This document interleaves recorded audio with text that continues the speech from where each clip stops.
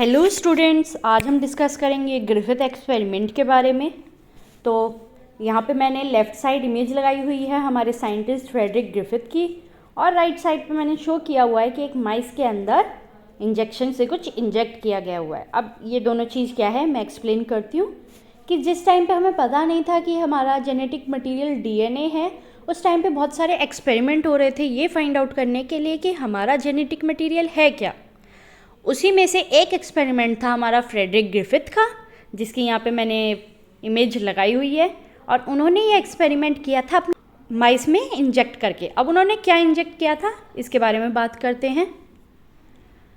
उन्होंने अपने एक्सपेरिमेंट में लिया था स्ट्रेप्टोकोकस न्यूमोनिया। ये जो बैक्टीरिया होता है ये डिजीज़ कॉज करता है न्यूमोनिया, जिसकी वजह से डेथ हो जाती है।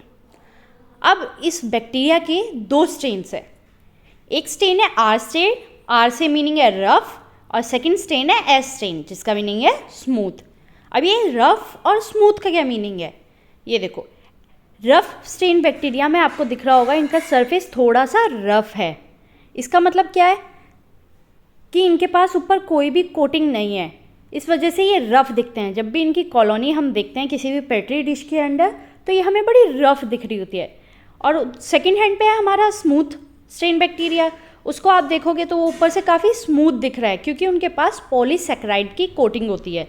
अब इस कोटिंग का फ़ायदा क्या होता है इनको, जब भी ये किसी ऑर्गेनिज्म के अंदर जाते हैं ना बैक्टीरिया एस स्ट्रेन वाले, तो वो इजीली डिजीज़ कॉज कर देते हैं। इनकी वजह से ये उस ऑर्गेनिज्म के इम्यून सिस्टम से बच सकते हैं। और ये देखो यहाँ पे लिखा हुआ है कि एस स्ट्रेन बैक्टीरिया के पास प्रोटेक्टिव स्लाइम कोटिंग होती है जो उन्हें हेल्प करता है ऑर्गेनिज्म के इम्यून सिस्टम की वजह से।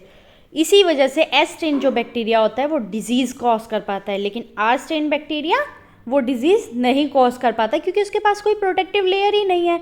अब पहले खुद बचेगा जब भी तो किसी और को डिजीज़ कॉज कर पाएगा। अब यहाँ से उनका एक्सपेरिमेंट शुरू होता है। पहले उन्होंने क्या करा, एस स्ट्रेन बैक्टीरिया लिया और उसको एक माइस के अंदर इंजेक्ट कर दिया। फिर उन्होंने वेट किया रिजल्ट का। उसके बाद उन्हें पता चला कि माइस जो था वो डेड हो गया था।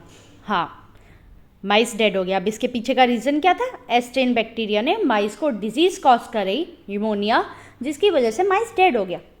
फिर उन्होंने सेकंड किया। सेकंड में उन्होंने चेंज क्या किया कि एस स्ट्रेन की जगह इस बार उन्होंने आर स्ट्रेन बैक्टीरिया लिया। जब उन्होंने आर स्ट्रेन बैक्टीरिया को इंजेक्ट किया उसके बाद उन्होंने रिजल्ट देखा तो माइस वॉज लाइव, वो डेड नहीं हुआ था। तो उन्होंने सोचा कि हाँ ऐसा होगा कि ठीक है, एस स्ट्रेन जो है डिजीज़ कॉज कर रहा है तो उसकी वजह से माइस डेड हो गया, लेकिन आर स्ट्रेन बैक्टीरिया डेड नहीं हुआ।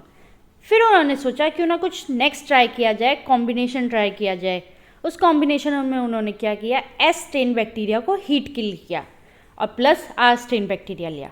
उनका सोचना क्या था, सोचना नहीं मतलब बेसिकली होना क्या था अकॉर्डिंग टू थ्योरेटिकल, कि S strain bacteria disease cause कर रहा था, लेकिन जब उसको हमने हीट किल्ड कर दिया तो यानी अब वो डेड हो गया, वो डिजीज़ कॉज नहीं करेगा।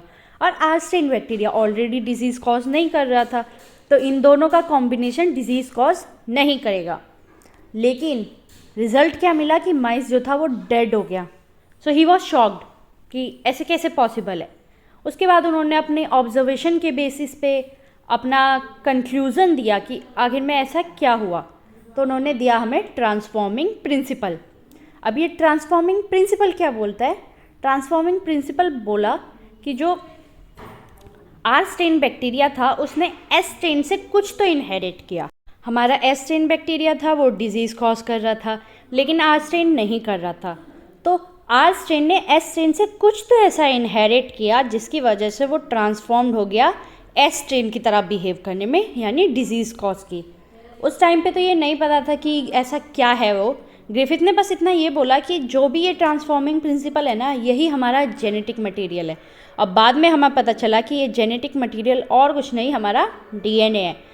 तो यहाँ पे ये एक्सपेरिमेंट ख़त्म होता है। इसके बाद हम डिस्कस करेंगे कि हमारा हर्शी और चेज़ ने कैसे प्रूव करा कि वो जेनेटिक मटेरियल और कुछ नहीं डीएनए है।